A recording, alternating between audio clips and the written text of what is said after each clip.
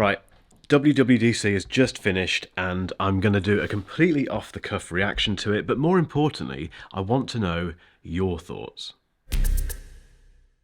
Okay, so this is probably the most unprepared video ever, and I can guarantee I'm going to get some stuff wrong because WWDC has just finished. I've also got my dog in the studio, and he has a habit of barking randomly. Let's get to what you think I'm going to talk about. But very quickly, let's just go through the other announcements. So the 15-inch MacBook Air, I've just ordered one. I'll be reviewing that next week, hopefully, if it arrives on time. But it's basically the 13-inch M2 MacBook Air in 15-inch form. I think their point was that the Intel, PC Windows-based laptops that are 15-inch they said they're full of trade-offs from performance to display resolution, battery life, and design. And this new 15-inch MacBook Air beats all of those. Next up, we had the Mac Studio, which completely took me by surprise because I was convinced the Mac Studio was dead in the water. I thought the M1 version was the end of it, basically. I thought it was a stopgap before the Mac Studio launched. Sorry, the Mac Pro launched, rather. No, they've updated the Mac Studio with the M2 Max and the M2 Ultra. They moved straight on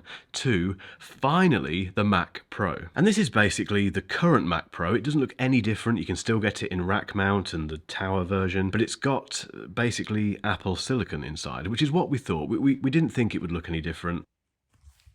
I'm editing this at the minute, and after this bit I waffle on about macOS Sonoma and iOS 17 and watchOS 10. I've cut all that out, guys, because you didn't come to this video for that. You came to this video for my opinion on Vision Pro, so let's cut straight to that. The actual device is called Apple Vision Pro. That's the thing that you strap on your face. And the operating system is called Vision OS, not XROS.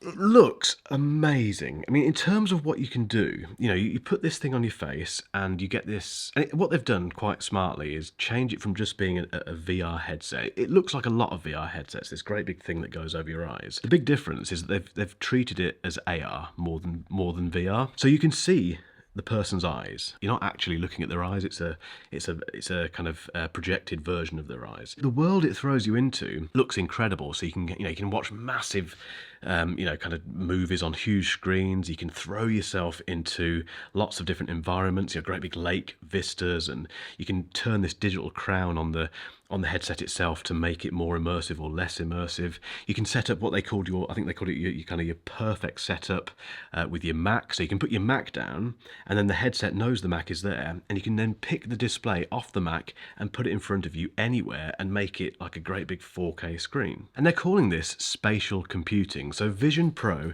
is the first spatial computing platform, certainly from Apple. It felt really big. As soon as they started talking about it, I was thinking, oh, this is actually quite exciting. It feels like a new generation of product.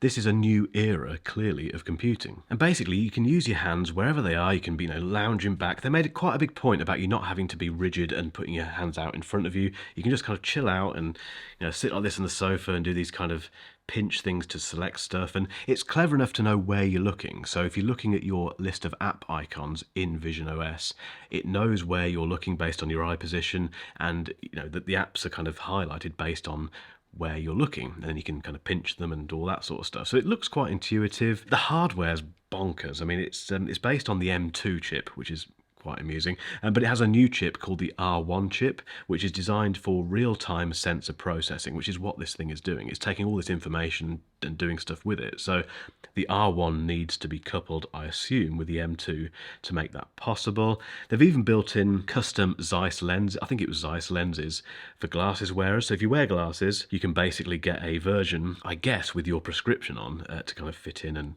make sure you can still use this thing. It's got all the things that we've kind of been witnessing. So we've been witnessing a lot of AR stuff on iPhones, on iPads, all the spatial audio, Dolby Atmos support in AirPods. All this stuff is coming together into this brand new platform, and it does look unbelievable. That the demos they were showing was just mind-boggling. There's just one huge issue with this, and it's something which I've talked about before, not so much on the channel, but certainly on my podcast 8 or 16, link in description, by the way, and that is that I struggle to get my head, if you excuse the pun, around VR. Firstly, I understand that it's got a big fan base and a lot of people love it. They use it for gaming, it's used in industries, it's used, for certain types of work. People use it for productivity, communication, but it's still a really niche market because you have to strap this thing to your face.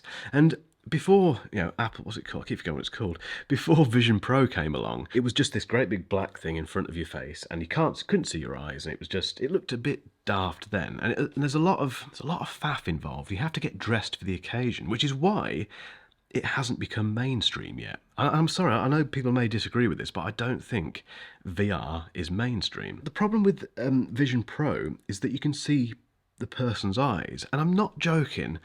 When they started showing, I'm even thinking about it now, when they started showing the examples of the people in Apple world wearing these things, and basically it has two modes. So the first mode is when you're engaged in something, the black bit is either completely black or it's kind of, there's colours and things moving around to indicate that you're immersed in something. So if someone walks up to you, they know that you're immersed. But if someone does walk up to you, your vision, if you're wearing them, kind of clears so you can see that person, and then the person can then see your eye. Sorry, I'm even starting to laugh now. The person can then see your eyes. I was trying to imagine a world where that is going to be not funny. If I walked into my mum and dad's living room, my dad was sitting there wearing his Vision, I keep forgetting what they're called, wearing his Vision Pro, and he's doing, I don't know, he's watching something, a gig or something, which looked pretty cool actually, doing that sort of stuff. And I walked in and suddenly his eyes appeared in this kind of weird digital version of himself. I would laugh because it looks so weird. The challenge with all of this, and Apple are making this very clear, this is at the start of something much, much bigger. So we're at the very start of this. This isn't something which your mum's going to start, and your mum and your dad are going to start using tomorrow. But at some stage, that's what they want. And you can imagine a future somewhere where that thing, that Vision Pro, is like this. It's this small, that there's been enough technical advancement to make all of the computing fit into something like this. That feels decades away, having looked at this. This thing's got a battery pack as well, which they did a very good job of hiding throughout most of the demonstration, but it kind of plugs into the side of it, and then I think you're expected to put it in your back pocket or something. The idea of getting to this, which this kind of thing is more socially and acceptable and not funny because it's not amusing, because people have been wearing glasses for centuries, decades away from getting to this. And we're reminded about that because of the pricing. The cheapest version of Apple Vision Pro is going to be $3,499, and it's only going to be available in the US to begin with early next year in 2024. So it's a long way away, but I'd love to know your thoughts on all of WWDC, particularly the Vision Pro thing and all the OS updates. I am going to be digesting this a bit more, and rather than making loads and loads of videos about it until these things come, obviously, I'm not down on Vision Pro at all. I've never laughed at WWDC. Even Craig Federighi's, japes